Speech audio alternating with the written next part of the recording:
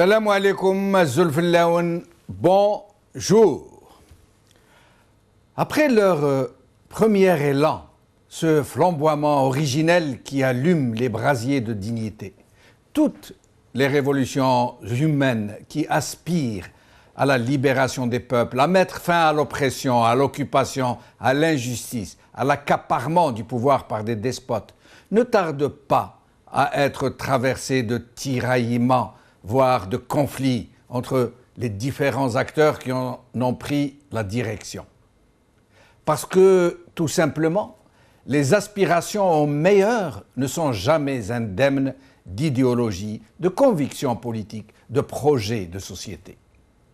La révolution algérienne aussi a subi ces tumultes internes, ces clivages idéologiques, mais aussi des conflits pour le leadership, non seulement entre gens qui craignaient, chacun de son point de vue, que leurs idéaux soient détournés, mais aussi, tout simplement, malheureusement, parce que certains parmi eux s'étaient engouffrés dans les sphères de la direction et avaient voulu mettre le grappin sur cette formidable insurrection de tout un peuple. Et malheureusement, ils finirent, à force de subversion, de violence, de corruption et de mensonges, à confisquer à leur seul profit les fruits de la victoire après une guerre qui coûta tellement cher en vies humaines des années après. Et tragique, nous en sommes là aujourd'hui. Nous pouvons faire ce bilan. Le congrès de la Soumam se situe dans cette logique, dans l'aspiration des élites les plus engagées de la révolution algérienne de réajuster la vision politique fondatrice, de mettre en place un cadre susceptible d'empêcher les déviations, de mettre en place un dispositif de façon à imposer la primauté du politique sur le militaire, de donner à la révolution une vision politique et sociétale qui s'inscrive dans une perception de république sociale. De fait, pour de nombreux historiens et acteurs directs de ces événements, le congrès de la Soumam fut un tournant majeur, décisif de la révolution algérienne, même si ces recommandations ne se traduisirent pas toujours en faits concrets. Le principal personnage à avoir été non seulement dans le lancement de cette initiative, mais aussi dans sa tenue et sa direction, a été l'emblématique Abban Ramdan. De l'avis de nombreux témoins, il fut l'âme et le cerveau de ce congrès. Nous allons en parler, non seulement du personnage, mais aussi du congrès de la Soumam et des acteurs qui l'ont fait, des circonstances qui en ont découlé, avec nos invités, Abban Belaïd, professeur en médecine, politologue et néanmoins neveu de Abban Ramdan, Ait Ahmed Ouali, ancien officier de l'ALN et témoin de ces événements. Mais avant, nous allons donc voir les titres d'aujourd'hui. Liberté. 59e anniversaire du congrès du 20 août 1956. La société civile se réapproprie la Soumam. Par MO. TSA. Les partis boudent la commémoration du 20 août. Par Nedia Mellel. El Watan. Offensive du Nord constantinois et congrès de la Soumam, le second souffle de la Révolution, par Mustapha Benfodil.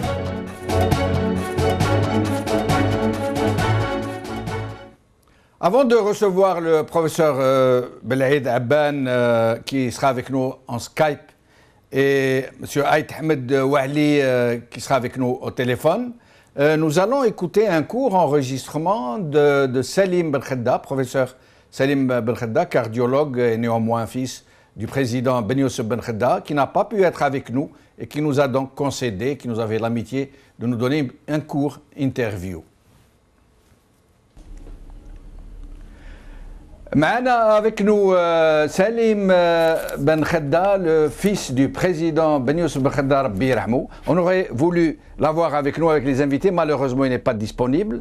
Il est médecin, cardiologue. Il a des contraintes. Malheureusement, il a aussi des contraintes familiales. Il s'est excusé, mais on a insisté pour l'avoir, pour l'enregistrer, pour qu'il nous dise ce qu'il pourra nous dire sur le congrès de la Soumam. Salim Ben Khedda, marhaba bik. Jamal, merci beaucoup. Merci. Donc, un congrès, un événement de l'importance du congrès de la Soumam ne saurait être saisi et compris que s'il est placé dans son contexte historique. Donc, c'est très important déjà en Algérie. Donc, on sait que l'insurrection a été déclenchée par les éléments du CRUA, donc, comme on le sait, qui sont connus de tout le monde, branche armée du TPNTLD, la direction du mouvement national révolutionnaire assurée jusque-là par le comité central passe alors entre les mains des sites du CRUA. Donc, le partage des responsabilités entre les six est connu, qui a été fait en octobre 1954. Oui. Boudia, quant à lui, est désigné coordinateur par ses pairs et s'envole pour le Caire. Donc, avant de se séparer à Bolloré, les six s'étaient donné donc rendez-vous pour à peu près janvier 1955 en vue d'une évaluation approfondie de la situation. Mais comme on le sait, les péripéties de la guerre les empêcheront de se retrouver. Didouche, Rabbi Yarhamou, meurt shahid le janvier 1955, je crois. Ben Boulaïd est arrêté en 1955. Boudiafi Ben Mehdi se déplace entre le Maroc et l'Égypte afin de prospecter le marché des armes, comme c'est connu. Oui. Puis, Bépat aussi est arrêté en mars 1955. Et donc, quand Abban sort de prison, il contacte, comme c'est connu. Mais c'est important, je pense, de rappeler cela, Karim. Et une direction de fait s'impose ainsi avec Karim, chef de zone de la Kabylie, ou Amran, chef de l'Algérois, et Abban. D'accord. Donc, sous l'impulsion d'Abban, beaucoup de choses sont faites. Puis, il croyait, comme Trabba, le PPNTLD, à l'unité nationale, et il disait que la libération de l'Algérie sera l'œuvre de tous les Algériens. Ouais. Et non pas celle d'une fraction du peuple algérien, quelle que soit son importance. Exact. Et donc c'est là où ça commence un petit peu les problèmes. Abbas déclenche une dynamique d'union nationale dès sa sortie de prison qui se solde en 1955, je pense, c'est à peu près le printemps, par l'adhésion du comité central, le nom Cheikh Allah Yarhamou, qui était déjà avec Abban, mais officiellement c'était à peu près, je pense, je ne suis pas sûr de la date, Farhat Abbas, les ulama, etc. Donc l'enjeu aussi à l'étranger était le contrôle de l'immigration qui était encore sous les mains entre les mains du MNA, des messalistes. Le PCA, on le sait, le PCA, Parti communiste, a éclaté à cause de sa composition qui était donc mixte, faite d'Européens et d'Algériens, et surtout de sa subordination au Parti communiste français. Salim Ben Khedda, concernant le congrès de la Soumam, certaines lectures aujourd'hui soutiennent que ce fut un tournant idéologique à partir du moment où l'ancrage à l'islamité, à l'islam n'a pas été aussi fort, aussi prononcé que dans la proclamation de 1954. Certains osent même le terme de congrès laïcisant. À votre avis? Non, justement, je suis en train de vous énumérer les conditions objectives qui ont poussé Abban et ses amis à faire donc la réunion à la Soumam, qui n'a rien d'idéologique, puisque les gens qui disent que la Soumam a été a renié les principes du 1er novembre, on leur dit que celui qui a présidé le congrès de la Soumam n'est autre que l'illustre Ben Mehdi. Donc je ne vois pas là comment Ben Mehdi va trahir les concepts de la Soumam. Je ne vois pas comment Zirout va trahir la Soumam. Je ne vois pas comment Karim va trahir le 1er novembre et les valeurs du 1er novembre. Il y avait des gens, le seul de Jami'at al-Ulama qui était présent, c'est Cheikh Brahim Zwoudi. Oui. Donc Cheikh Brahim Zoudi, qui représentait le Constantinois, sur le plan déjà des valeurs islamiques, peu de gens peuvent C'est Ibrahim représentait vraiment la tendance islamisante de la révolution. Non, je pense que l'idéologie n'avait pas sa place et il y avait bien sûr une lutte pour la direction, une lutte de pouvoir existait entre le groupe de l'intérieur représenté par Abban et le groupe de l'extérieur représenté par... Mais ce que me disait le vieux Larhamou, ce qui effrayait le plus la direction, c'était l'absence d'une direction nationale qui était partagée entre Alger et le Caire.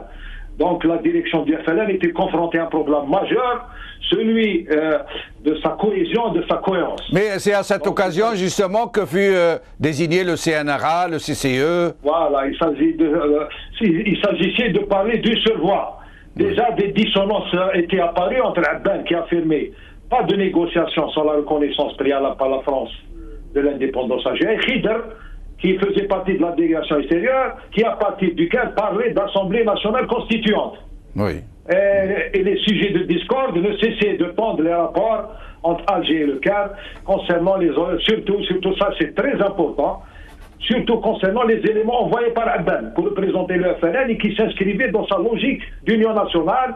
Il s'agissait entre autres par exemple de Mohamed Lamine Baril, c'était pas n'importe qui, de Farhat Abbas, de Cheikh Abdelrahman Kiwan, de Toufiq al-Madani, qui n'était pas bien vu par comment ils appelaient déjà, la famille révolutionnaire, entre guillemets. Salim Benkhedda, pourquoi, à votre avis, ce sera ma dernière question, pourquoi, à votre avis, tous ces détails et tant d'autres détails d'une importance capitale sont tout à fait méconnus, voire occultés?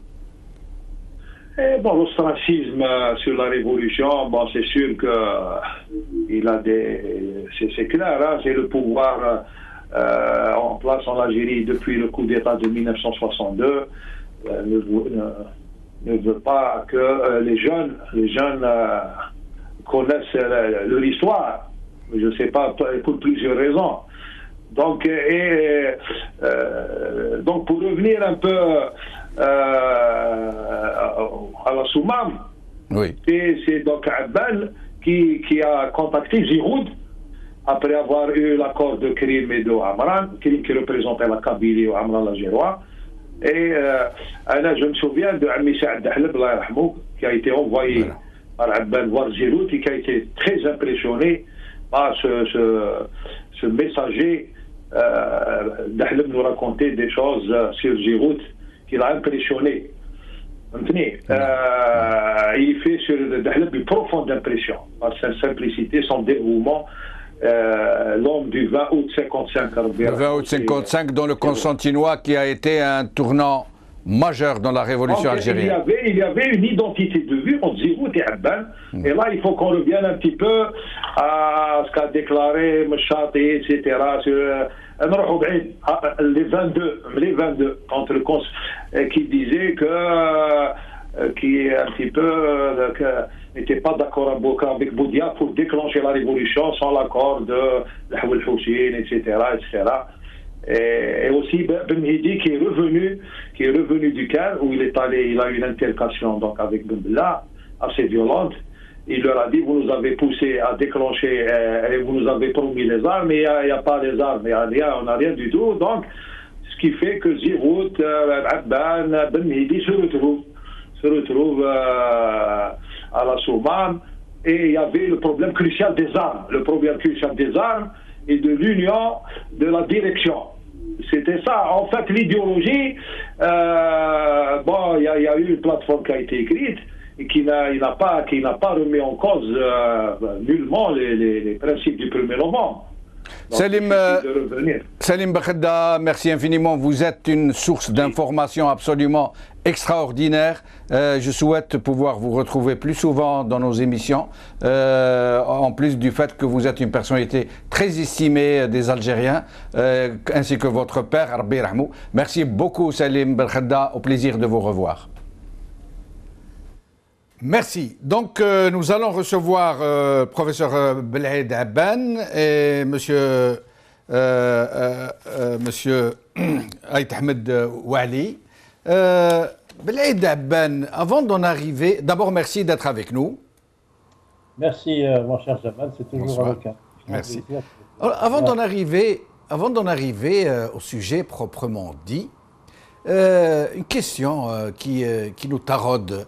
Pourquoi cette ombre lourde de Fethi Dhib, le patron des services égyptiens, a-t-elle toujours plané sur l'avant, sur le pendant et sur l'après-congrès de la Soumam? Il se trouve que le congrès de la Soumam ne faisait pas l'affaire des Égyptiens. Parce que d'abord, il était tenu par des personnalités qui étaient opposées à la mainmise égyptienne sur la révolution algérienne.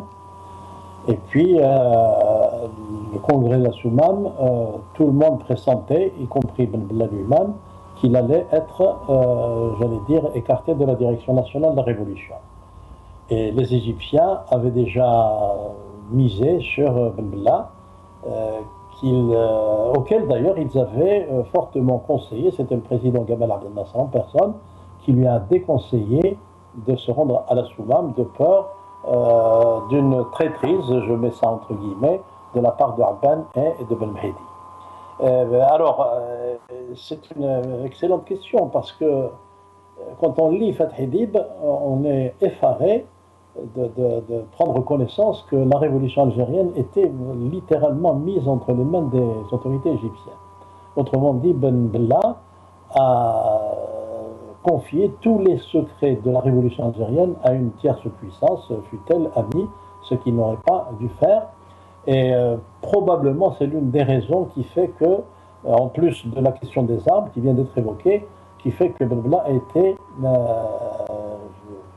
je dirais, écarté de la direction du directoire national qui était le CCE et qui, même s'il a gardé sa place au niveau du Conseil national de la Révolution. Là, qui n'a pas assisté au congrès et qui a essayé de se justifier, soi-disant que la personne qui devait venir le faire rentrer n'a pas été au rendez-vous, quelque chose dans le genre, je crois. J'ai un livre qui va sortir bientôt où je parle dans le détail de cette histoire de la participation de Blabla au congrès de la Soumam. Ce qu'il faut savoir, c'est qu'en début août 1956, c'est-à-dire au moment où les dirigeants de l'intérieur se rendaient à la Soumam pour tenir le congrès, Ben Bella avait déjà pris sa décision de ne pas assister à la Soumam. D'ailleurs, il y a une preuve. La preuve, c'est qu'il a pris contact sous l'instigation des Égyptiens. Il y a une lettre qui en fait foi.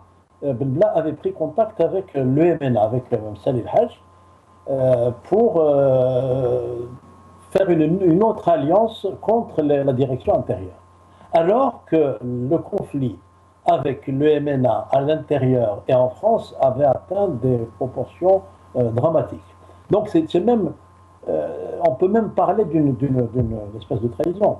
Et on se demande jusqu'où aurait pu aller Ben Bella si Messali lui-même n'avait pas rejeté d'un revers de main la proposition de Ben Bella, appuyée par les Égyptiens, pour refaire alliance contre la direction intérieure. Donc Ben Bella, d'ailleurs, quel est le dirigeant de premier plan de la révolution, à part Ben Mehdi, à part Amerouche, à part Lotfi, qui est revenu une fois qu'il s'est expatrié. Abban, qui a voulu revenir en décembre 1957, a précipité sa mort, justement lorsqu'il avait pris la décision de rentrer. Donc ça, c'est un mythe que Ben Bella ait voulu revenir assister à la Soumam. Et Ben Bella qui a gardé une grande rancune pour Abba Ramdan jusqu'à presque aux dernières années de sa mort, puisque en 1981, il a déclaré sur Abba Ramdan cette fameuse phrase « ce laïc qui a contaminé la révolution algérienne ». Et en 2002, il l'a quasiment accusé de traître. Ça veut dire que les rancœurs sont restées très lourdes, même après la mort de Abba Ramdan. Peut-être que le grand public ne connaît pas et que je vais dire maintenant, c'est qu'en 1962, lorsque Ben Bella a fait son coup de force et qu'il a pris le fauteuil du pouvoir avec escorté par les chars de l'armée des frontières, Ben Bella avait convoqué la famille et il est allé de louanges presque démesurées vis-à-vis d'Abban. Quelqu'un de ma famille m'a dit que Ben Bella avait même eu la larme à l'œil. Est-ce que c'est une larme de crocodile? Je n'en sais rien. Toujours est-il que Ben Bella, à l'époque, a défendu Abban contre ce qu'il a appelé les criminels, c'est-à-dire ceux qui l'ont assassiné, parce qu'à ce moment-là, c'était ceux-là qui s'étaient opposés à Ben Bella. Donc Ben Bella, c'est ce que j'ai appelé le discours à géométrie variable. C'est sûr, parce que cette déclaration que je vous ai citée, ce laïc qui a contaminé la révolution algérienne, elle a paru sur El Badil, sur son journal. Je ne le connais pas. Par contre, moi, je l'ai vu après les déclarations d'Ali Kafi, j'ai été le voir et je rapporte ça dans mon livre précédent. Il n'a pas tari d'éloge sur Abban.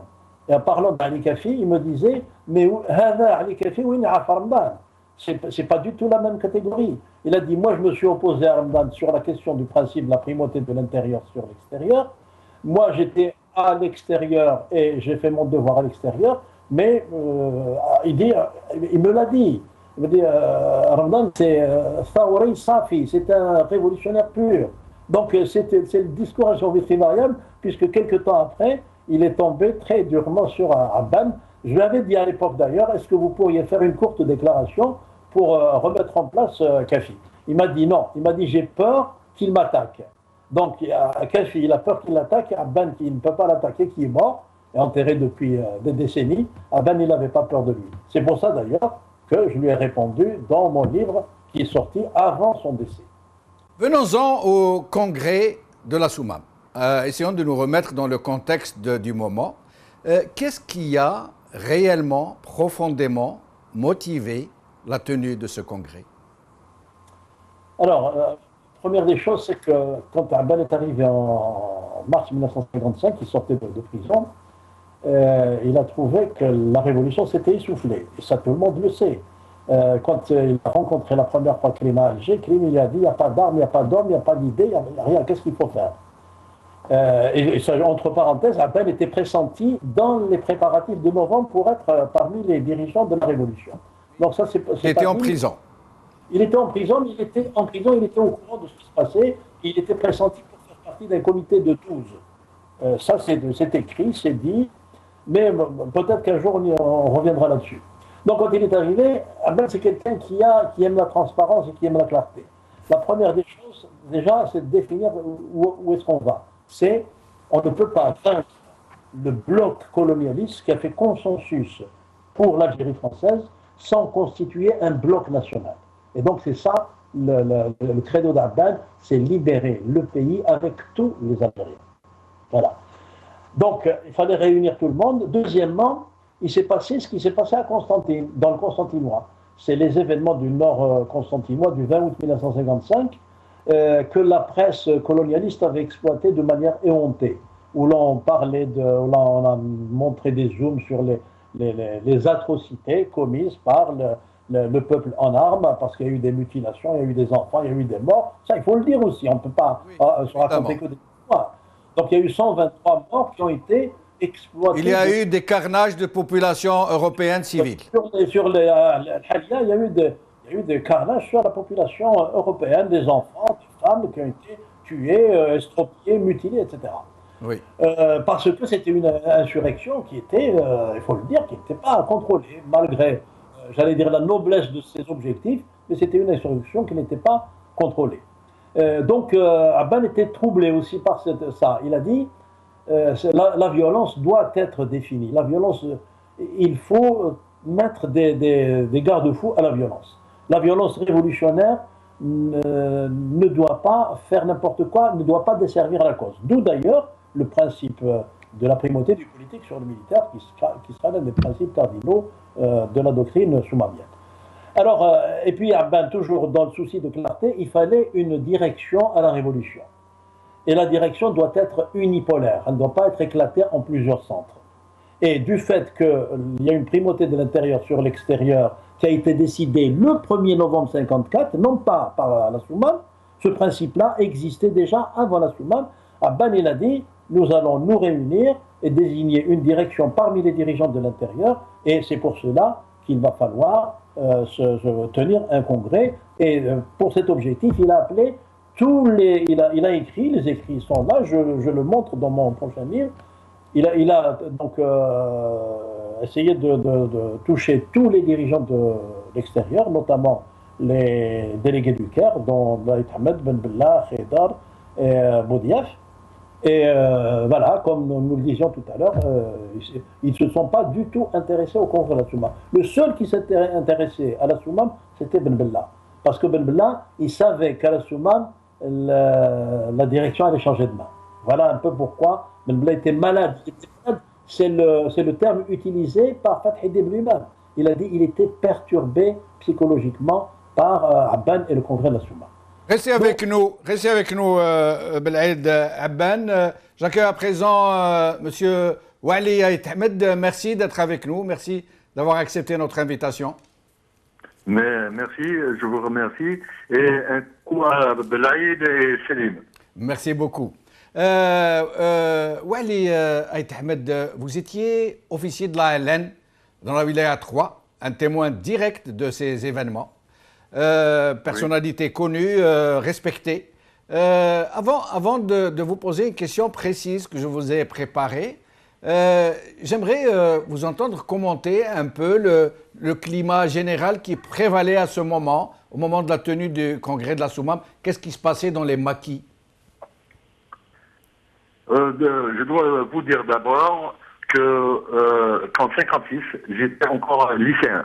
Donc, je n'avais pas vécu le climat dans lequel se trouvait le maquis. Mais j'ai pu quand même, par la suite, étudier les parcours, le parcours de chacun des responsables. Donc, je peux dire que je maîtrise un petit peu le sujet. Voilà. D'accord, oui. Moi, je pensais que vous étiez déjà au maquis, mais vous étiez lycéen, vous étiez dans le bain. Vous étiez dans le bain un peu. Je n'ai pris le maquis que le 17 juin 58. Très bien. Mais dites-nous sinon l'ambiance générale qui prévalait au niveau de la société algérienne, si ce n'est dans les maquis, au moment de la tenue de ce congrès. Comment les Algériens avaient-ils perçu cet événement? Bien sûr, après le du Nord constantinois, le but, comme l'a dit l'ancien dit Belaïd, le but est noble, mais ça a été une erreur que de s'être attaqué à des civils européens, et il y a eu réaction, mais d'ailleurs c'est une action qui a été en quelque sorte prise par le Congrès, et ainsi que la nuit rouge de la Soumam et l'embuscade de Sekamoudi.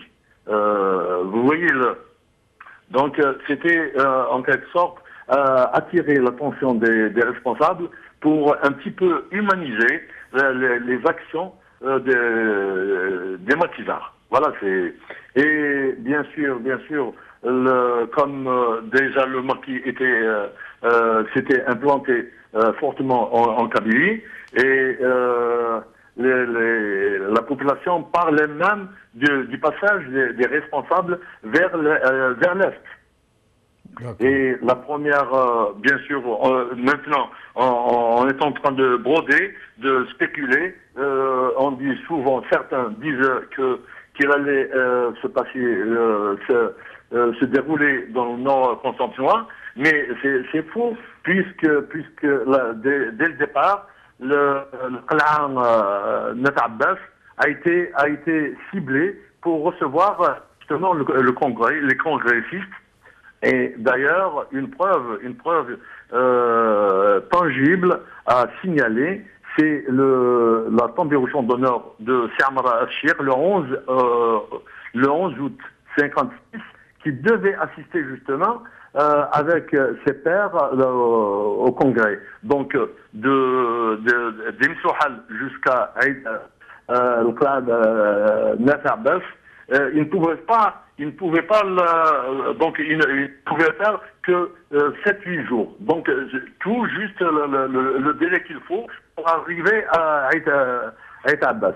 Par contre, si c'était fixé au départ dans le nord constantinois, il ne serait jamais arrivé. Il serait parti de un peu de bonheur. Voilà, Wali Aït Ahmed, au sujet d'une affaire sur laquelle vous êtes exprimé dans la presse, une affaire douloureuse et très peu connue, mais justement le but d'émissions de ce genre, c'est de débroussailler un peu, c'est de sortir les affaires qui ont été étouffées ou occultées et les porter à la connaissance de nos compatriotes tant que des témoins sont encore avec nous, Betaoul Amram.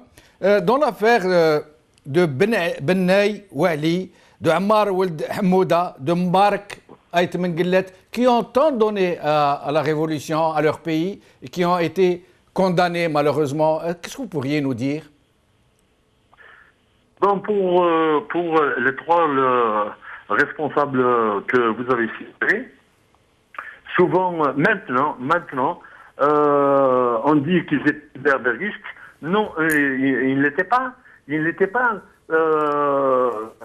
il y avait en quelque sorte une lutte de leadership,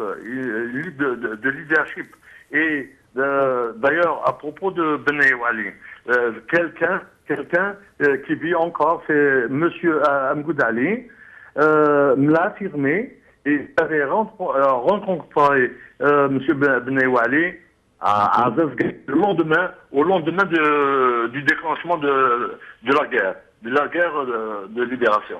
À Zazga, il avait invité à rejoindre le maquis. Donc c'est pour vous dire que ils étaient partie prenante pour la révolution.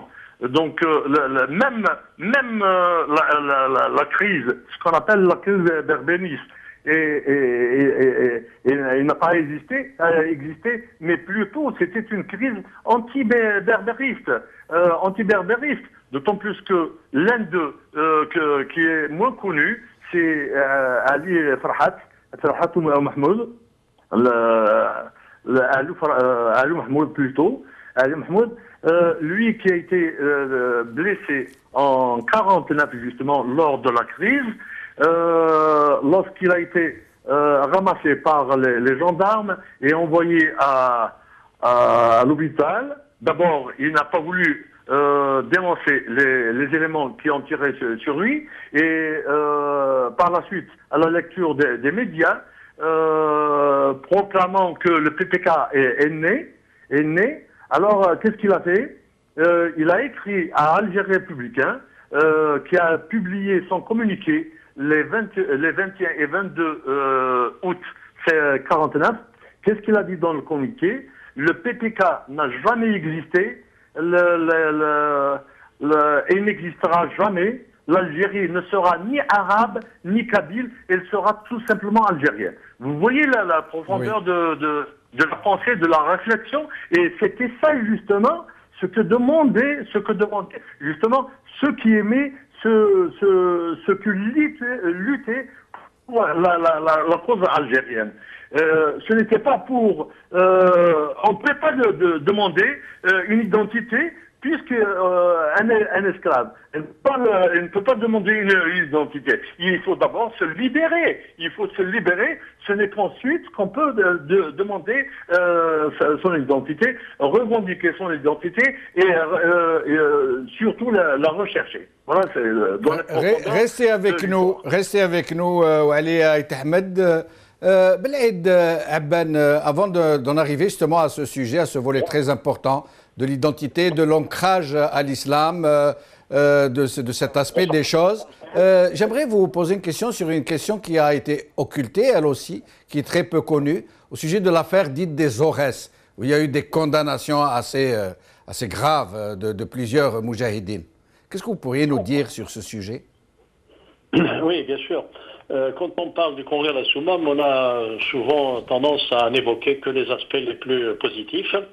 Il se trouve que bien sûr que le congrès de la Soumam, c'est l'étape de la maturation révolutionnaire, c'est l'étape de l'institutionnalisation, et c'est l'étape de l'unité. Mais il faut dire aussi que c'est un congrès qui a commencé à poser problème. Il a commencé à poser problème parce que, j'allais dire, toutes les parties ne l'ont pas reconnu pour des raisons diverses. Nous avons évoqué tout à l'heure Ben Bella et j'ai insisté sur sa volonté de ne pas rentrer en Algérie. Par contre, donc, l'impasse majeure du congrès de la Soumam, c'est les Aurès. La première chose qu'on peut dire, est-ce qu'il est imaginable aujourd'hui que quelqu'un comme Abban, qui a une vision unitaire de la nation et de la révolution, que Karim Belkacem, qui était très très lié avec Moustapha Ben Boulaïd. Moussa Boulaïd, lequel n'a pas assisté au congrès de la Soumam parce qu'il était mort et que sa mort a été gardée secrète. Oui, mais j'y arrive justement. Oui.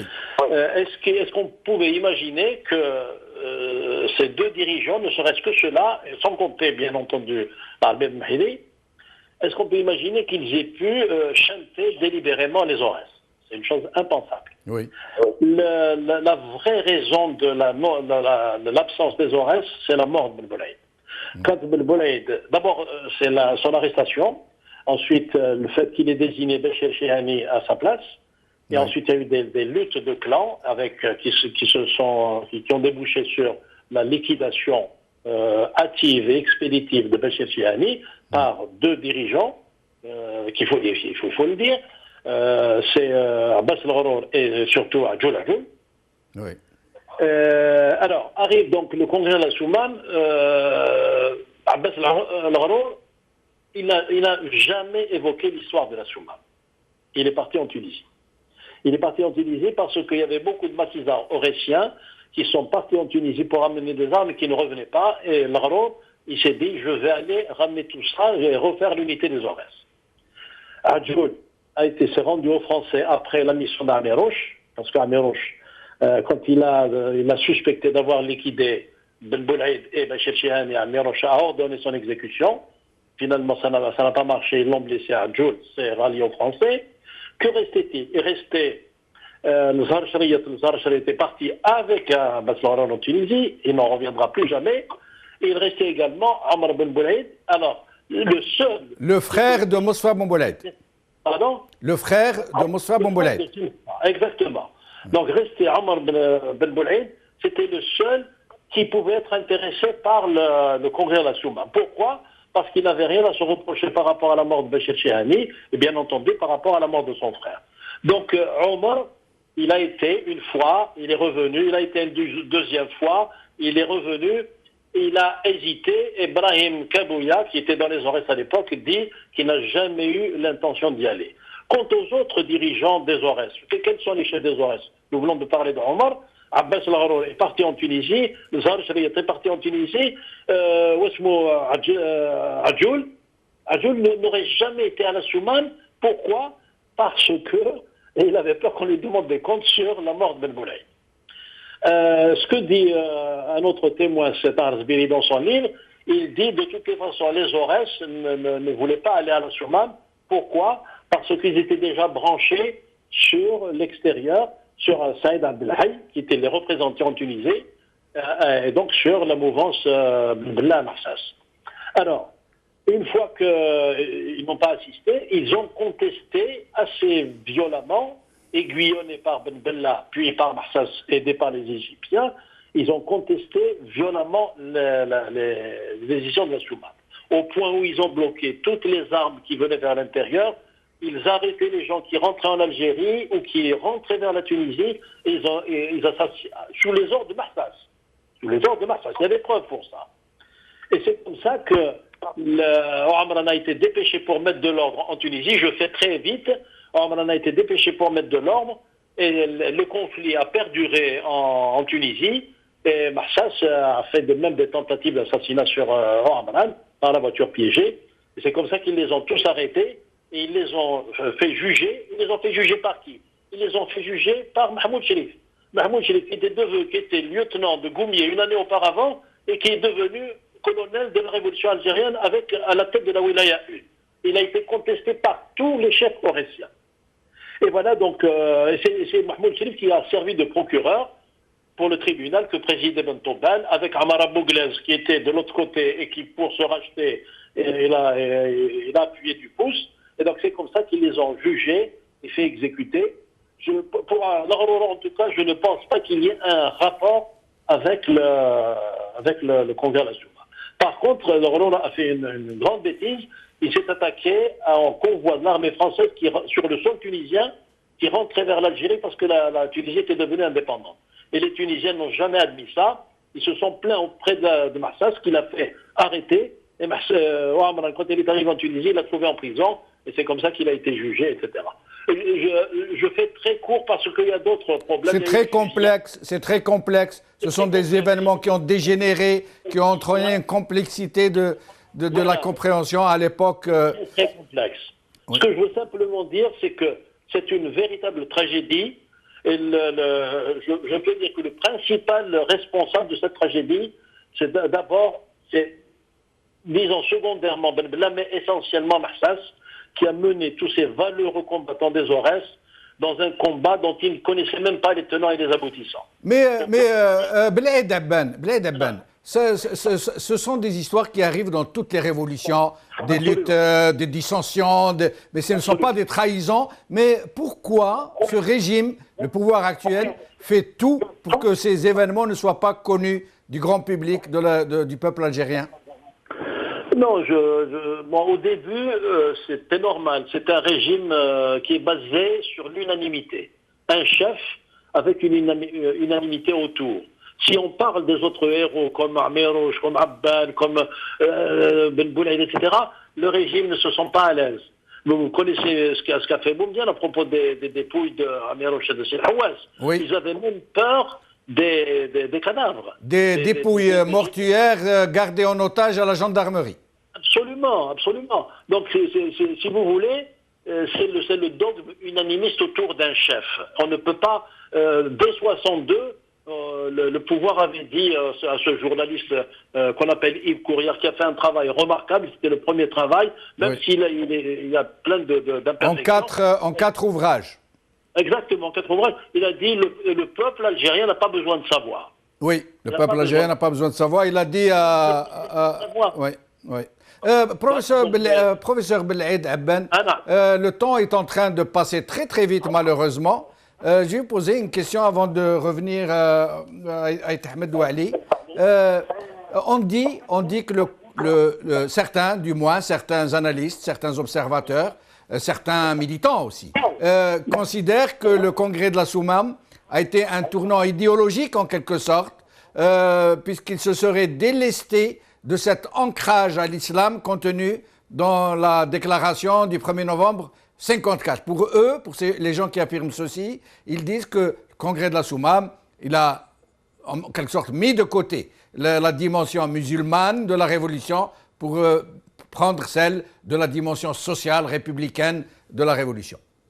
Oui, non, pas la dimension sociale. Le congrès de la Soumam a repris la thématique de la République démocratique et sociale, mais il a éludé les principes islamiques. Alors pourquoi ? D'abord parce que les congressistes de la Soumam considéraient que le peuple algérien était musulman, donc il n'y a pas à revenir là-dessus. Deuxièmement, la propagande colonialiste était axée sur le côté fanatique religieux de la révolution algérienne. C'était comme ça qu'ils voulaient, j'allais dire, couper tous les soutiens du monde occidental. Et les Soumamiens, ils se sont dit, on ne va pas parler de religion parce que ils veulent absolument nous habiller de l'habit du fanatisme religieux. On ne va pas parler. Il faut justement qu'on se montre comme une révolution moderne, inscrite dans l'évolution normale de l'humanité. C'est les termes employés. Ça, c'est d'une part. D'autre part, quand on parle il faut voir dans les faits. Dans les faits, la délégation extérieure avec à sa tête Ben Bella, ils ont rejeté les Jam'iyat al-Ulama. Ils ne voulaient pas que Jam'iyat al-Ulama fasse partie de la révolution. Ils les ont même tournés en ridicule et les appelaient les enturbanés. Qui c'est qui les a ramenés à la révolution? Qui c'est qui les a nommés dans des délégations extérieures? C'est Abban. C'est à partir du congrès de la Souma, mais même avant que Cheikh Sultani, Cheikh Khardin, Tawfiq al-Madani, Cheikh al-Hussein, ils ont été nommés parce qu'il fallait la caution des ulama de l'islam. Donc pour Abbad, c'était une ligne, c'était l'union nationale. Pour Ben Bella, à l'époque, c'était de la surenchère, la surchauffe, comme je l'ai appelé, la surchauffe idéologique. Alors, maintenant, quant à quelqu'un a parlé de charia. Il n'a jamais été question de charia islamique dans la proclamation du 1er novembre. Il a été question de principes islamiques. Et oui. Ça, quand aussi on fait un appel universel à la nation algérienne, parce qu'on voulait que les Européens restent, on voulait que les Juifs restent, on ne pouvait pas d'emblée leur retirer le tapis sous les pieds en disant ça va être une nation qui sera régie par les principes islamiques. C'était une politique à l'époque, c'était une façon d'être stratège, et je pense qu'ils ont été très sages. Là, de toutes les façons, on ne peut pas taxer ni Ben Mehdi ni Zirat Youssef de laïcs. C'était à mon avis une tactique politique pour engranger les soutiens du monde occidental. Restez avec nous, Bled Abban. Wali Aït Ahmed, pendant la Révolution, les gens qui combattaient étaient appelés les Moujahidines. Ceux qui tombaient au champ d'honneur étaient appelés les Shuhada. Le cri de guerre de l'ALN était Allahu Akbar. Et la proclamation du 1er novembre 1954 parlait donc de principes, c'est-à-dire d'une république démocratique, dans les principes islamiques.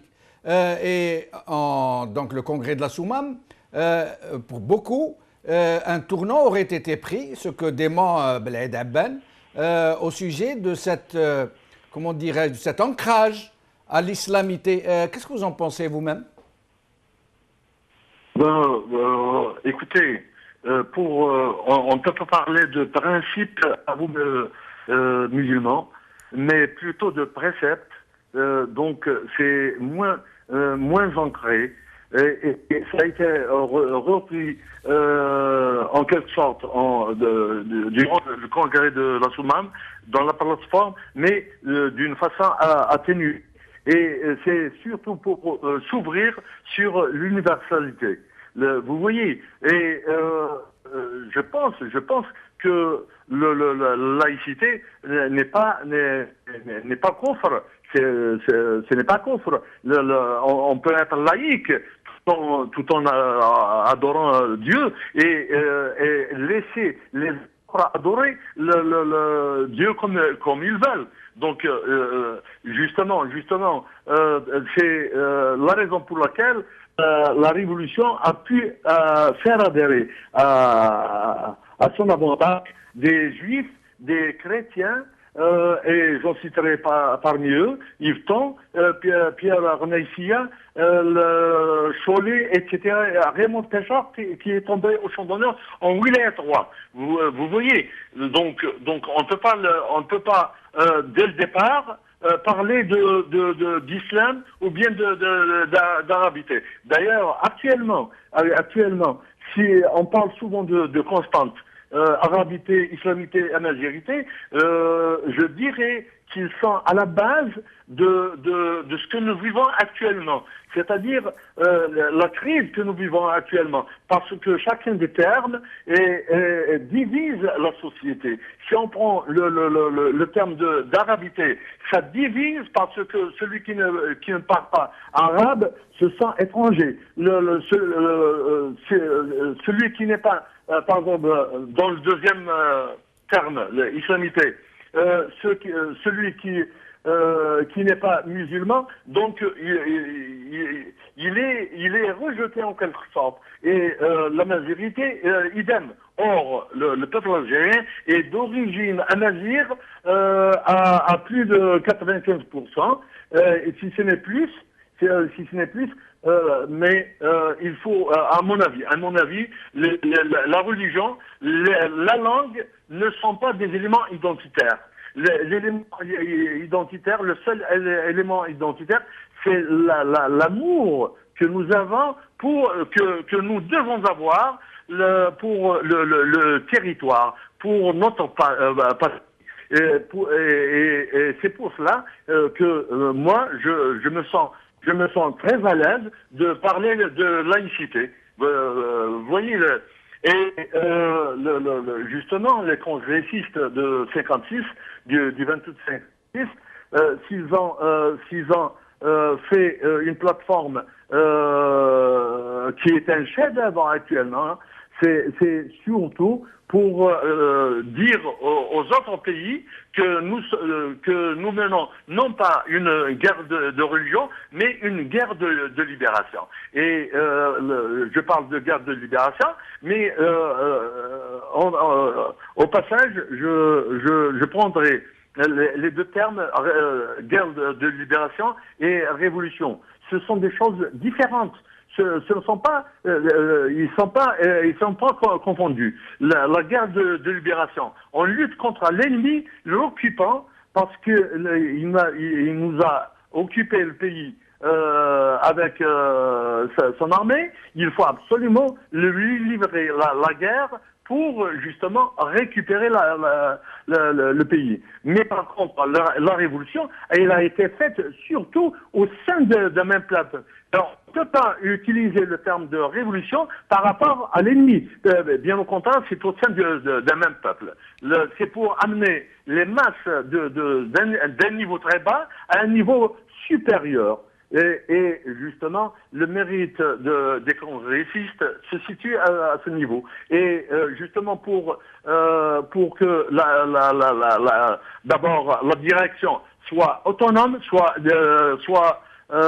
indépendante, dans la plateforme de la Soumane, ils ont parlé que la révolution, la direction, et n'était inféodé ni à Londres, ni à Washington, ni à Moscou, et encore moins au Caire. Wali Ait Ahmed, merci infiniment. Restez avec nous jusqu'à la fin de l'émission. Merci beaucoup. Belaïd Abban, Wali Ait Ahmed vient de nous dire que la plateforme a été, il dit le mot, un chef-d'œuvre. Selon vous, est-ce que ce chef-d'œuvre de la révolution a tenu ses promesses? Oui, je voudrais juste rappeler aussi, pour revenir sur la question de la religion, quand le journal Moudjahid a été créé, et il fallait trouver un titre. Et c'est Marhoum Ben Youssef Ben Khedda qui a proposé le combattant. Et Abban a dit non, le combattant, à qui veux-tu que ça parle ça? C'est El Moudjahid. C'est Abban, hein? C'est Abban qui l'a dit. Hein? Bien sûr, Abban il lui a dit à qui veux-tu que ça parle le combattant? Pour nous, c'est El Moudjahid parce que il savait que la paysannerie algérienne, son ferment, c'était l'islam. Il ne faut pas oublier que c'est l'islam qui a servi de lueur dans la nuit coloniale. On ne pouvait pas, en livrant la guerre contre le colonialisme français, se débarrasser de l'islam. Par contre, on ne tombait pas dans la surenchère idéologique comme cela a été fait par des gens, notamment ceux qui étaient au Caire à l'époque, et en particulier Ben Bella. Voilà. Donc, pour revenir à la question, est-ce que c'est un chef-d'œuvre? Est-ce qu'elle a tenu ses promesses? Est-ce qu'elle a tenu ses promesses? Pour Siwali, c'est une œuvre d'homme, c'est la doctrine soumamienne. C'est quelque chose, c'est une doctrine, c'est quelque chose qui a permis de compléter la proclamation du 1er novembre. Elle a institutionnalisé. Si la proclamation du 1er novembre s'adressait aux militants de la cause nationale dans un esprit presque transgressif, la plateforme de la Soumane, elle est tournée vers le monde, vers l'universalité. C'est en cela que la Soumane a été une étape de la maturation de la révolution algérienne. Alors que vous me dites, qu'est-ce qui reste maintenant? Il reste l'exigence de la citoyenneté qui a été promise à la Soumane et que le pays attend toujours. Il reste la primauté du politique sur le militaire, sans laquelle notre pays ne progressera pas. Il reste l'exigence démocratique, c'est-à-dire le respect de la volonté populaire, sans laquelle ceux qui gouvernent ne feront que dans leurs propres intérêts et non pas dans ceux qui sont censés les emmener au pouvoir. Voilà, les exigences de la Soumane, c'est cela et qui sont encore d'actualité aujourd'hui. Belaïd Abban, merci infiniment. Merci Wali Ait Ahmed, merci à tous deux de nous avoir éclairés. Merci à Salim Ben Khedda de nous avoir tant donné de ces informations que nous ne connaissions pas. Cette émission est maintenant terminée. Salam alaikum. Qawala khair. Bislama.